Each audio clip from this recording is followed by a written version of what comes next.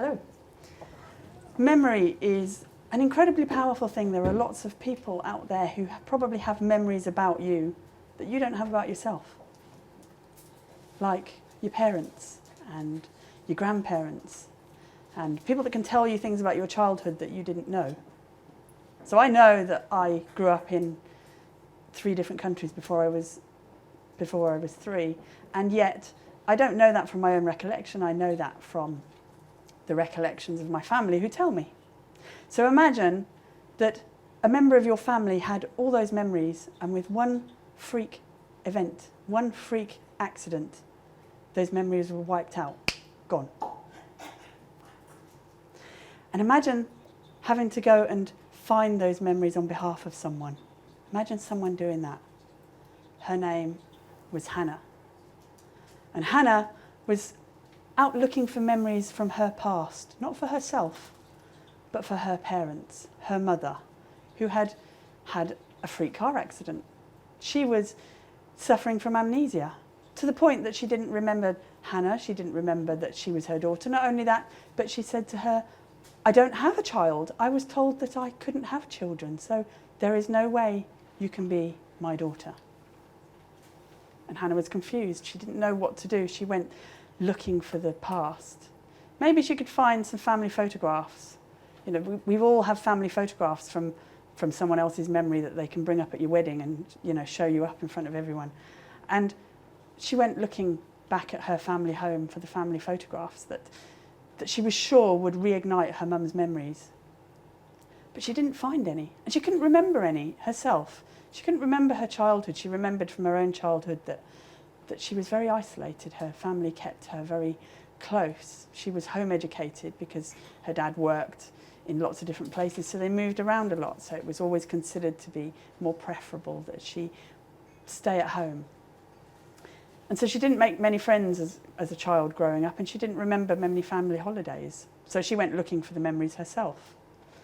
But instead of the family photographs, she found a box of press cuttings, a box of news stories, all about another family who had lost a child. Her name was Hannah, but this child's name was Amelia. But she'd been born around the same time as Hannah, about 25 years ago. And Hannah couldn't understand it. There were all these cuttings about this baby who had been taken from a pushchair outside of a supermarket in Israel. You know, back in the day, people used to leave their children in pushchairs outside supermarkets. We've become a bit more vigilant now, and we tend to keep them with us. But on this particular day, this child had been left in a pushchair and had been taken. And Hannah couldn't understand why. She couldn't understand why all these press cuttings were there, so she took them back to the hospital, and she thought maybe this family were close to her family in some way. And when she took them to her mum got very upset and said, no, you must never speak of this again. And Hannah said, "Mum, what happened?" "No, I can't tell you." So she decided to contact them. And they confirmed that no, they didn't know who they were. She sent them a picture of herself.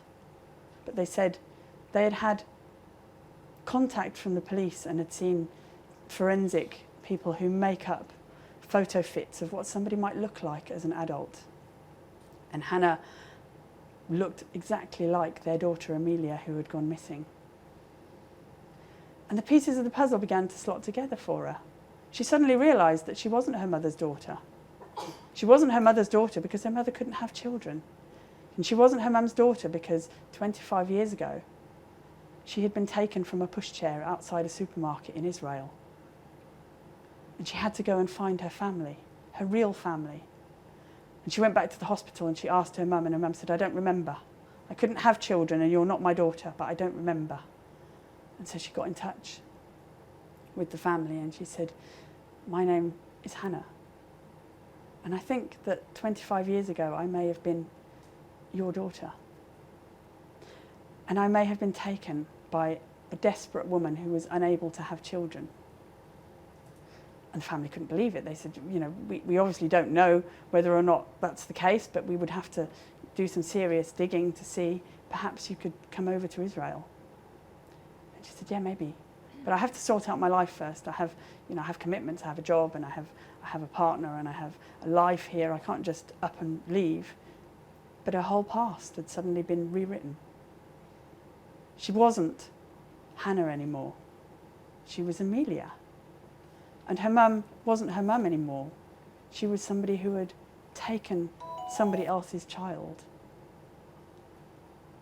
But instead, Hannah had to go and find the answers.